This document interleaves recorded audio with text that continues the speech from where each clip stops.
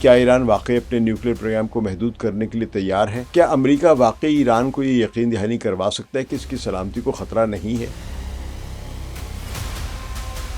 امریکی اڈے پوری طرح خطے میں بکھرے ہوئے ہیں، دونوں ایک خطرناک جنگ کے دہانے پر کھڑے ہیں۔ امریکہ اب صرف ایران سے نہیں بلکہ دو عظیم طاقتوں سے بھی نمٹ رہا ہے۔ ایران کہتا ہے کہ جوہری پروگرام اس کی خود مختاری کا معاملہ ہے اور اسے ختم نہیں کر سکتا وہ۔ امریکہ کہتا ہے کہ ایٹم بم بننے نہیں دے سکتا اور مستقل ضمانتیں چاہتا ہے۔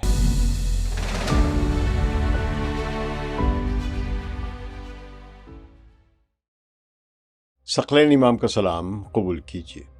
ایران اور امریکہ دونوں ایک خطرناک جنگ کے دہانے پر کھڑے ہیں۔ امریکہ اپنی پوری فوجی طاقت کے ساتھ، ملٹری مائٹ کے ساتھ مشرق وسطی میں موجود ہے۔ 2 ایئر کرافٹ کیریئرز ہیں، 150 سے زائد لڑاکا یعنی فائٹر جیٹس ہیں اور جدید ترین F-35 اسٹیلتھ بمبر ہیں، F-22 والے ریپٹرز ہیں۔ دوسری طرف ایران نے اس مرتبہ طے کر لیا ہے کہ وہ اپنی آزادی، خود مختاری اور اپنے حقوق، جو بھی اس کے قومی حقوق بنتے ہیں، ان سے دستبردار ہوئے بغیر امریکہ سے مذاکرات کرے گا۔ ایرانی قیادت کا پیغام صاف ہے، یا تو باعزت مذاکرات ہوں گے یا پھر تنگ آمد بجنگ آمد، یعنی اگر بات چیت کا راستہ بند ہوا تو جنگ کے لیے تیار رہو۔ اس کشیدہ صورتحال میں جنیوا میں ہونے والی تیسرے دور کی بات چیت جمعرات کی شب تک جاری رہی اور اب منگل کو ویانا میں تکنیکی کمیٹیوں کی سطح پر مذاکرات ہونے والے ہیں۔ ان مذاکرات پر پوری دنیا کی نظریں لگی ہوئی ہیں کیونکہ ان کا نتیجہ یا تو مشرق وسطی میں امن قائم کر سکتا ہے یا پھر ایک تباہ کن جنگ کا دروازہ کھول سکتا ہے جس کا شکار ساری دنیا کی اکانومی ہوگی۔ اس نازک ترین صورتحال میں چین اور روس نے کھل کر ایران کی حمایت کا اعلان کر دیا ہے، جس سے بین الاقوامی توازن اب مزید پیچیدہ ہو گیا ہے اور امریکہ کے لیے فیصلہ کن اقدامات مشکل سے مشکل تر ہوتے جا رہے ہیں۔ جمعرات 26 فروری کی رات جنیوا میں امانی سفیر کی رہائش گاہ پر روشنیاں دیر تک جلتی رہیں۔ جو مذاکرات کے تیسرے دور میں داخل ہوئے تھے وہ محض 45 منٹ میں ختم نہیں ہوئے بلکہ رات گئے دیر تک جاری رہے۔ یہ اہم بات ہے کہ ابتدائی خبروں میں یہ کہا گیا تھا کہ مذاکرات 45 منٹ میں ناکام ہو گئے، لیکن حقیقت اس کے برعکس ہے۔ ایرانی وزیر خارجہ عباس عراقچی اور امریکی نمائندے اسٹیو وٹکوف آمنے سامنے نہیں بیٹھے بلکہ امان کے ثالثوں کے ذریعے ان کی پیغام رسانی کا سلسلہ جاری رہا۔ امانی وزیر خارجہ بدر البوسعیدی نے خود تصاویر جاری کی ہیں جن میں وہ وٹکوف اور جیریڈ کورشنر سے ملاقات کر رہے ہیں اور بعض اوقات ایرانی وفد کے ساتھ عباس عراقچی کی سربراہی میں جو ہے ان سے ملاقات کر رہے ہیں۔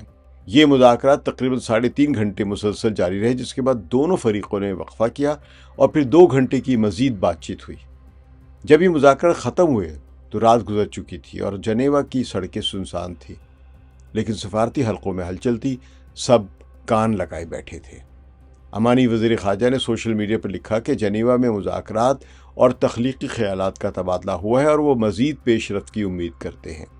ان کے اس بیان کو عالمی میڈیا نے مثبت اشارے کے طور پر لیا ہے۔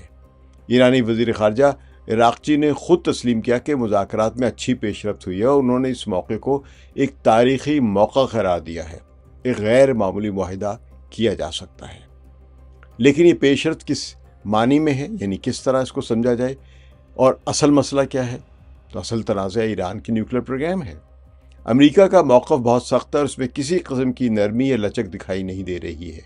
وال اسٹریٹ جرنل کی تفصیلی رپورٹ کے مطابق واشنگٹن کا مطالبہ ہے کہ ایران اپنی تینوں اہم نیوکلیئر جو انسٹالیشنز ہیں یعنی نتنز میں، فردو میں اور اصفہان کو مکمل طور پر ڈسمینٹل کر دے، ختم کر دے۔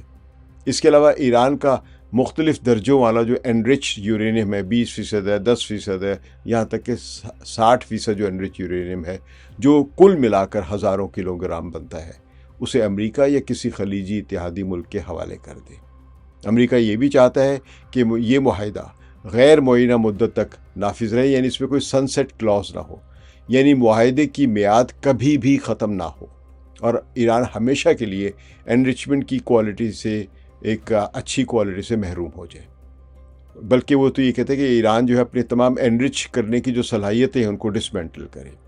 تو دوسری طرف ایران نے فی الحال انرچ یورینیم بیرون ملک بھیجنے سے صاف انکار کر دیا ہے۔ ایرانی موقف واضح ہے کہ اپنی سرزمین پر انرچمنٹ کا حق رکھتا ہے اور یہ حق انہیں نیوکلیئر جو نان پرولیفریشن ٹریٹی جو ہے یعنی جس کو ہم NPT کہتے ہیں، اس کے تحت اس کو یہ حاصل ہے۔ تاہم ایرانی موقف میں کچھ لچک بھی دیکھنے میں آئی ہے، جو کہ امید کی کرن ہے۔ عراقچی نے واضح کیا کہ ایران کبھی جوہری ہتھیار نہیں بنائے گا اور خامنہئی کا فتویٰ بھی موجود ہے۔ خامنہئی کے سینئر مشیر علی شمخانی نے بھی کہا ہے کہ اصل مسئلہ اگر ایران کا ایٹم بم ہے، اور ایٹم بم جب ایران بنانا ہی نہیں چاہتا ہے تو فوری معاہدہ ممکن ہے۔ ایران نے اپنی تجویز میں کہا ہے کہ وہ 3.67% تک افزودگی منجمد فریز کر سکتا ہے، جو کہ ہتھیاروں کے درجے سے بہت نیچے ہے۔ ایران پر دباؤ کہ وہ 1.6% کرے، یہ سب باتیں ابھی زیر بحث تجاویز کی صورت میں۔ تو ایران بین الاقوامی جوہری توانائی جو IAEA اس کی سخت نگرانی قبول کرنے کو تیار ہے، اور اپنی جو ملٹری بیسز جو ہیں ان کے معائنے کی بھی اجازت دے سکتا ہے۔ ایران 60% جو انرچ یورینیم کے جو 400 کلو گرام کا جو سٹاک ہے اس کو بین الاقوامی نگرانی میں دے سکتا ہے، تاکہ اسے تحقیقی ری ایکٹر کے لیے استعمال کیا جا سکے، جو کہ ہتھیاروں کے لیے ناقابل استعمال ہوگا۔ یہ ممکن ہے کہ ایران چاہے کہ اس کے ملک میں کیا جائے اور سب کچھ جو اس کی نگرانی جو ہے وہ باہر کے انسپیکٹرز آ کے کریں، لیکن ابھی واضح نہیں ہے کوئی بھی چیز۔ یہ مذاکرات اب منگل کو ویانا میں تکنیکی سطح پر جاری رہیں گے۔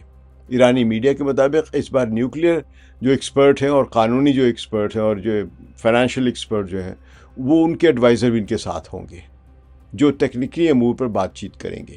ایرانی وزارت خارجہ کے ترجمان اسماعیل بقائی نے کہا ہے کہ ایرانی وفد تکنیکی، نیوکلیئر امور اور پابندیوں میں نرمی کے شعبوں میں مکمل طور پر تیار ہے، اور یہ ایران کی نتیجہ خیز مذاکرات کے لیے سنجیدگی کو ظاہر کرتا ہے۔ یہ تکنیکی مذاکرات انتہائی اہمیت کے حامل ہیں، کیونکہ یہ طے کریں گے کہ دونوں فریقوں کے درمیان فاصلہ کم کیا جا سکتا ہے یا نہیں۔ ماہرین کی سطح پر بات چیت سے یہ واضح ہو جائے گا کہ کیا ایران واقعی اپنے نیوکلیئر پروگرام کو محدود کرنے کے لیے تیار ہے، اور کیا امریکہ واقعی ایران کو یہ یقین دہانی کروا سکتا ہے کہ اس کی سلامتی کو خطرہ نہیں ہے۔ اس کے علاوہ دو اہم امور بھی قابل توجہ ہیں۔ امریکہ ایران پر سینکشنز کب اور کس طرح ہٹائے گا، اس پر کوئی اعلان نہیں ہے ابھی تک امریکہ کی جانب سے۔ اس کے علاوہ اگر کوئی ڈیل طے بھی پا جاتی ہے، تب بھی اس بات کی ضمانت کون دے گا کہ امریکہ پھر اس بار بھی دستبردار نہیں ہوگا، جیسا کہ وہ پہلے JCPOA سے 3 سال بعد ہی دستبردار ہو گیا تھا۔ لیکن مذاکرات کی اس تکنیکی سطح پر پہنچنے کے بعد بھی اصل خطرہ ٹلا نہیں ہے۔ امریکہ نے خطے میں اپنی جو ملٹری ہے اس کو ڈپلوائے کیا ہوا ہے، اور اس کی تاریخی سطح تک بڑھا دیا ہے اسے۔ 2 ایئرکرافٹ کیریئرز ہیں، 150 سے زائد فائٹر جیٹس ہیں، اور F-35 اسٹیلتھ بامبرز ہیں، B-2 بامبرز ہیں، ایئر ریفیولنگ اور AWACS جیسے طیارے، جاسوس طیارے موجود ہیں۔ تو امریکی سینٹ کام نے علاقے میں موجود اپنی تمام ملٹری بیسز کے لیے الرٹ لیول بلند ترین سطح پر کر دیا ہے۔ صدر ٹرمپ نے واضح کیا ہے کہ آنے والے 10 دنوں میں یہ صاف ہو جائے گا کہ معاہدہ ممکن ہے یا نہیں، اور اگر مذاکرات ناکام ہوتے ہیں تو اگلا مرحلہ شروع ہوگا، یعنی پھر امریکہ حملہ کرے گا ایران پر۔ نیو یارک ٹائمز کے مطابق ٹرمپ محدود حملوں پر غور کر رہے ہیں تاکہ ایران پر دباؤ ڈالا جا سکے۔ امریکی انتظامیہ کے اندر موجود ذرائع کے مطابق پینٹاگون نے ایران کے جوہری تنصیبات یعنی نیوکلیئر انسٹالیشن اور فوجی اہداف کو نشانہ بنانے کے منصوبے تیار کر لیے ہیں، مگر ایران نے پہلے ہی اعلان کر دیا ہے کہ ایران پر حملہ مکمل جنگ سمجھی جائے گی۔ اس صورتحال میں چین اور روس نے کھل کر ایران کی حمایت کا اعلان کر دیا ہے، جو کہ عالمی سیاست میں ایک اہم موڑ ہے۔ کل چینی وزارت خارجہ کے ترجمان نے واضح کیا کہ چین ایران کی حکومت اور عوام کی حمایت کرتا ہے اور بین الاقوامی تعلقات میں طاقت کے استعمال یا طاقت کے استعمال کی کسی بھی دھمکی کو مخالف ہے۔ انہوں نے کہا کہ چین ایک ذمہ دار بڑے ملک کی حیثیت سے اپنا کردار ادا کرتا رہے گا۔ یہ بیان اس وقت سامنے آیا ہے جب ایک صحافی نے سوال کیا کہ اگر امریکہ ایران پر حملہ کرتا ہے تو کیا چین روس کے ساتھ مل کر ایران کی حمایت کرے گا؟ چینی ترجمان نے براہ راست جواب نہیں دیا، لیکن ان کے بیان کے عمومی لب و لہجے سے واضح تھا کہ چین ایران کے خلاف کسی بھی امریکی فوجی کارروائی کی شدید مخالفت کرے گا۔ چین عموماً بڑی گو مگو قسم کے بیانات دیتا ہے، لیکن یہاں پہ صاف ظاہر ہو رہا ہے کہ وہ ایران کے ساتھ کھڑا ہوگا اگر امریکہ حملہ کرتا ہے۔ کس انداز سے یہ ابھی کھل کے واضح نہیں، لیکن جو اشارے مل رہے ہیں کہ ایران کو تمام اہم قسم کی الیکٹرانک وارفیئر کی جو ٹیکنالوجی ہے وہ چین سے مل رہی ہے، اور ابھی حال ہی میں CM-302 میزائل جو کہ کروز میزائل ہے اور وہ شپس کو تباہ کر سکنے کی صلاحیت رکھتا ہے، وہ اس کو مل گئے ہیں۔ روس اس معاملے میں پیچھے نہیں ہے۔ گزشتہ ہفتے روسی وزیر خارجہ سرگئی لاوروف نے ایرانی وزیر خارجہ سے ٹیلی فون پر بات کی اور ایران کے جائز حقوق کا احترام کرتے ہوئے سیاسی اور سفارتی حل کے لیے ماسکو کی حمایت کا اعادہ کیا۔ روس کے نائب وزیر خارجہ الیگزینڈر کروشکو نے بھی کہا کہ روس نے ہمیشہ ایران کے پرامن جوہری ٹیکنالوجی کے حق کی حمایت کی ہے اور مستقبل میں بھی کرتا رہے گا۔ روسی صدر ولادیمیر پوتن نے بھی اس معاملے پر گہری نظر رکھی ہوئی ہے۔ کرملن کے ترجمان دمیتری پیسکوف نے کہا کہ روس ایران کے خلاف کسی بھی فوجی کارروائی کو خطے میں عدم استحکام کا باعث سمجھتا ہے اور وہ ایران کے ساتھ اپنے اسٹریٹجک جو ریلیشن شپ ہے ان کو مزید مضبوط کرے گا۔ یہ بالواسطہ طور پر دفاعی تعلقات کا اشارہ ہوتا ہے۔ ان مذاکرات اور امریکی ملٹری ڈپلائمنٹ کے پس منظر میں ایک اور اہم عنصر ہے اور وہ ہے آبنائے ہرمز۔ یہ آبنائے ہرمز صرف 33 کلومیٹر یا 21 میل چوڑا ہے۔ بین الاقوامی قانون کے تحت یہ آبنائے ہرمز ایران اور عمان کے علاقائی پانی جو بنتے ہیں، جو سیز کا ایک رینج بنتی ہے، اس میں آتا ہے۔ تو یہ جغرافیائی حقیقت ایران کو ایسا طاقتور لیوریج دیتی ہے جس کا کوئی جواب نہیں ہے۔ دنیا کا تقریباً 20% تیل جو کہ یومیہ 20 ملین بیرل ہے، یہ تیل سارا آبنائے ہرمز سے گزرتا ہے، جو بنیادی طور پر ایشین مارکیٹس کو جاتا ہے، جن میں چین، انڈیا، جاپان اور جنوبی کوریا شامل ہے۔ 17 فروری کو ایران کے پاسداران انقلاب نے آبنائے ہرمز میں فوجی مشقیں کی تھی۔ ایرانی میڈیا نے تیز رفتار حملہ ور کشتیوں کی ویڈیوز جاری کی ہیں جو میزائل داغ رہی تھیں۔ اس دوران آبنائے ہرمز عارضی طور پر بند کر دیا گیا تھا اور پیغام صاف تھا، ایران جب چاہے اس آبنائے کو بند کر سکتا ہے۔ یہ امریکہ کے لیے کھلی انتباہ وارننگ تھی۔ اس مشق کے فوراً بعد تیل کی قیمتیں $68 سے بڑھ کر $85 فی بیرل تک پہنچ گئیں۔ لائیڈ آف لنڈنز نے اس علاقے سے گزرنے والے جو شپس ہیں، آئل ٹینکرز ہیں یا کارگو شپس ہیں، ان کی انشورنس پریمیم میں 3 گنا اضافہ کر دیا۔ تو شپنگ کمپنیوں کے سامنے مشکل فیصلہ تھا کہ وہ زیادہ پریمیم ادا کریں یا پھر 6000 ناٹیکل مائلز کا اضافی راستہ اختیار کریں، جو 15 دن کا اضافی سفر ہے اور $3 لاکھ کا اضافی خرچہ لا سکتا ہے۔ اگر ایران آبنائے ہرمز کو بند کر دیتا ہے تو تیل کی قیمتیں $120 فی بیرل سے بھی تجاوز کر سکتی ہیں اور بعض اندازوں کے مطابق یہ $150 فی بیرل بھی ہو سکتی ہیں۔ اس کا مطلب ہے کہ امریکہ میں پیٹرول کی قیمتیں $6 سے $7 یا $8 فی گیلن تک پہنچ سکتی ہیں۔ چین، انڈیا، جاپان اور جنوبی کوریا کی جو بھی انڈسٹریل پروڈکشن ہے وہ بہت بری طرح متاثر ہوگی اور یورپ میں بھی انرجی کی ایک شارٹیج، قلت پیدا ہو سکتی ہے۔ یہ محض اقتصادی دباؤ نہیں بلکہ شہری آبادی کو نشانہ بنانے والی اقتصادی جنگ ہوگی جس کا ذمہ دار امریکہ ہوگا۔ ایران کے پاس ایک اور طاقتور ہتھیار ہے اور وہ ہے اس کا پراکسی نیٹ ورک۔ امریکی انٹیلیجنس نے جمعرات کو جنیوا میں مذاکرات کے دوران ایران کی قدس فورس ہیڈ کوارٹر اور مشرق وسطی میں پھیلے پراکسی نیٹ ورکس کے درمیان خفیہ پیغام رسانی میں غیر معمولی اضافہ دیکھا ہے، یعنی کہ یہ کچھ نہ کچھ اندر سے تیاریاں ہو رہی، منصوبہ بندی ہو رہی ہے۔ پرانے اندازوں کے مطابق لبنان میں حزب اللہ کے پاس اب بھی اندازاً 1.5 لاکھ راکٹ اور میزائل موجود ہیں۔ یمن میں حوثیوں نے ثابت کر دیا کہ وہ 52 روزہ امریکی بمباری کی جو ایک مہم کی گئی تھی، اس کے باوجود ریڈ سی میں یعنی بحیرہ احمر میں شپنگ کو کئی ماہ تک متاثر کر سکتے ہیں۔ عراق میں شیعہ ملیشیوں کی عراقی سیکیورٹی فورسز بھی شامل ہیں، وہ بھی اس جنگ میں شامل ہو سکتی ہیں اور امریکی اڈوں تک براہ راست ان کی رسائی بھی ہے۔ ایک ساتھ متعدد محاذوں پر حملے، عراقی سرزمین سے امریکی اڈوں پر راکٹ، سعودی آئل انفراسٹرکچر پر ڈرون حملے، شمالی اسرائیل پر حزب اللہ کے حملے، باب المندب آبنائے میں حوثیوں کے بارودی سرنگیں، یہ ایک اسیمیٹرکل آپ کہہ لیں کہ جو جنگ ہے، یہ وارفیئر جو ہے، یہ آپ کو تباہ کر دے گی امریکہ کے اس سارے حملے کو۔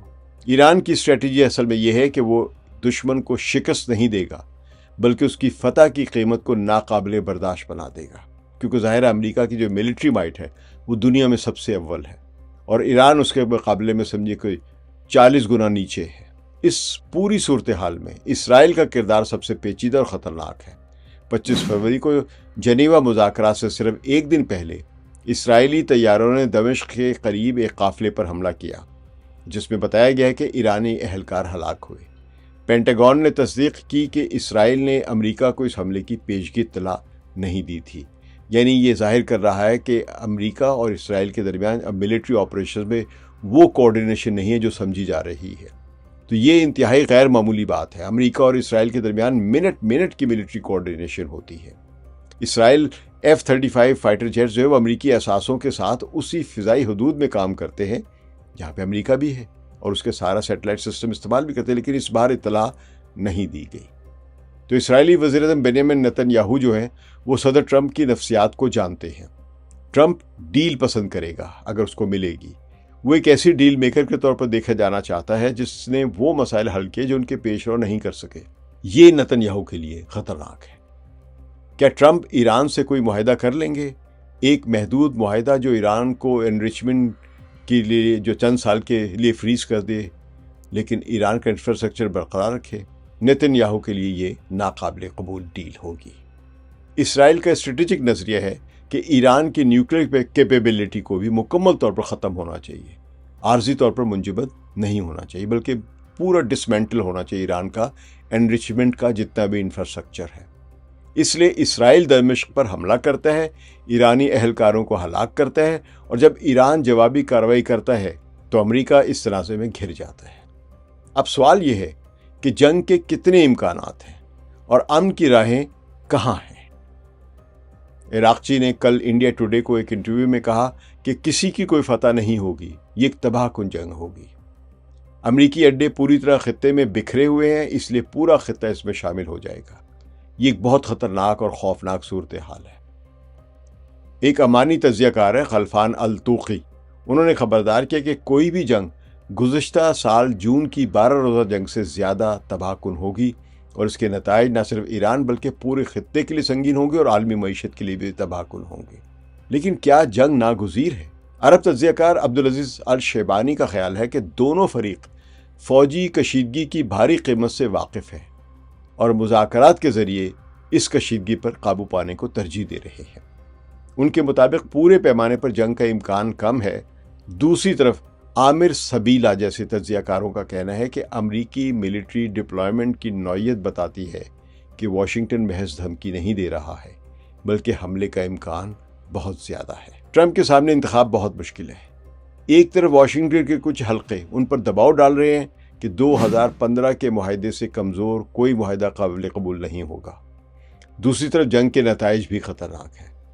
تھائر ابو راس کا کہنا ہے کہ واشنگٹن سیاسی طور پر جنگ کے لیے تیار نہیں ہے اور اس کے پاس قانونی جواز بھی نہیں ہے، لیکن اتنی بڑی فوجی تعیناتی کے بعد ٹرمپ کے پاس دو ہی راستے ہیں، یا تو حملہ کر دیں یا کوئی ایسا معاہدہ کر لیں جسے وہ امریکی عوام کے سامنے کامیابی کے طور پر پیش کر سکے، اور غالباً اس وقت جو بحث پھنسی ہوئی ہے وہ اسی پر ہی ہے۔ چین اور روس کے بیانات نے صورتحال کو مزید پیچیدہ کر دیا ہے۔ امریکہ اب صرف ایران سے نہیں بلکہ دو عظیم طاقتوں سے بھی نمٹ رہا ہے۔ اگر امریکہ ایران پر حملہ کرتا ہے تو چین اور روس کے رد عمل کیا ہوں گے؟ کیا وہ صرف بیانات تک محدود رہیں گے یا عملی اقدامات بھی کریں گے؟ ہو سکتا ہے وہ خود جنگ میں نہ کودیں جیسا کہ کئی ماہرین کہہ چکے ہیں، لیکن وہ ایران کی بھرپور مدد کریں گے، ٹیکنالوجیکلی، سیٹلائٹس کے ذریعے، سائبر وار کے سلسلے میں اور الیکٹرانک وارفیئر کے تمام ٹیکنالوجیز مہیا کریں گے۔ تو جنیوا میں جو مذاکرات گزشتہ رات جو جاری رہے، انہوں نے جنگ اور امن کا فیصلہ تو نہیں کیا ہے، لیکن انہوں نے مذاکرات کا دروازہ کھلا رکھا ہے۔ اب منگل کا دن فیصلہ کن ہوگا۔ ویانا میں تکنیکی کمیٹیاں بیٹھیں گی، جوہری ماہرین آمنے سامنے بیٹھے ہوں گے، قانونی اور اقتصادی مشیر تفصیلات طے کریں گے۔ چین اور روس کے بیانات کا اثر ہوگا اور امریکہ کو فیصلہ کرنا ہوگا کہ وہ سفارتکاری کو موقع دیتا ہے یا طاقت کا استعمال کرتا ہے اور پوری دنیا کو اس میں جھونک دیتا ہے۔ عراقچی نے کہا تھا کہ دھمکیوں کے سامنے سرنگو ہونا یہ مذاکرات کا کوئی طریقہ نہیں ہے۔ وٹکاف بھی یہی کہہ رہے ہیں۔ دونوں فریق اپنی اپنی ریڈ لائنز پر جمے ہوئے ہیں۔ ایران کہتا ہے کہ جوہری پروگرام اس کی خود مختاری کا معاملہ ہے اور اسے ختم نہیں کر سکتا وہ۔ امریکہ کہتا ہے کہ ایٹم بم بننے نہیں دے سکتا اور مستقل ضمانتیں چاہتا ہے۔ اگر یہاں پر باہمی بد اعتمادی میں کچھ کمی آئے تو یہ معاہدہ ممکن ہے، اور ساتھ ساتھ اسرائیل کا کردار اگر کم ہو تو تب بھی یہ معاہدہ ممکن ہے۔ درمیان میں صرف 33 کلومیٹر چوڑائی والا آبِ ہرمز ہے جس سے دنیا کی 20% تیل گزرتا ہے۔ درمیان میں لبنان کے 1.5 لاکھ راکٹ اور میزائل ہیں جو حزب اللہ کے پاس ہیں، اور اسی درمیان میں یمن میں حوثی ہیں جنہوں نے بحیرہ احمر کو 52 روز تک جلائے رکھا تھا، پوری شپنگ بند ہو گئی تھی۔ اور اسی طرح درمیان میں عراق میں شیعہ ملیشیا جو امریکی فوجیوں کے ساتھ ہی موجود ہے اور حملے کر سکتی ہے۔ اور اب درمیان میں یعنی ایران اور امریکہ کے درمیان جو جنگ کے امکانات ہیں، اب اس کے درمیان میں چین اور روس بھی شامل ہو گئے جنہوں نے کھل کر ایران کی حمایت کا اعلان کر دیا ہے، اور خفیہ طور پر بہت ساری الیکٹرانک وارفیئر کی ٹیکنالوجی ایران ٹرانسفر کر رہے ہیں۔ منگل کو ویانا میں جو کچھ ہوتا ہے وہ طے کرے گا کہ مشرق وسطیٰ میں امن قائم رہتا ہے یا ایک نئی جنگ شروع ہوتی ہے، اور اس جنگ کی آگ نہ صرف ایران اور امریکہ بلکہ پوری دنیا کو جھلسا سکتی ہے۔ اگر امریکہ سمجھتا ہے کہ ایران پر حملہ ناگزیر ہے تو ایران کے لیے بھی ایک بڑی دفاعی جنگ کا بہترین وقت ہے۔ اس جنگ کے بعد ایران امریکہ کی بلیک میلنگ سے باہر نکل آئے گا۔ شکریہ۔ ثقلین امام کو اجازت دیجیے۔ خدا حافظ۔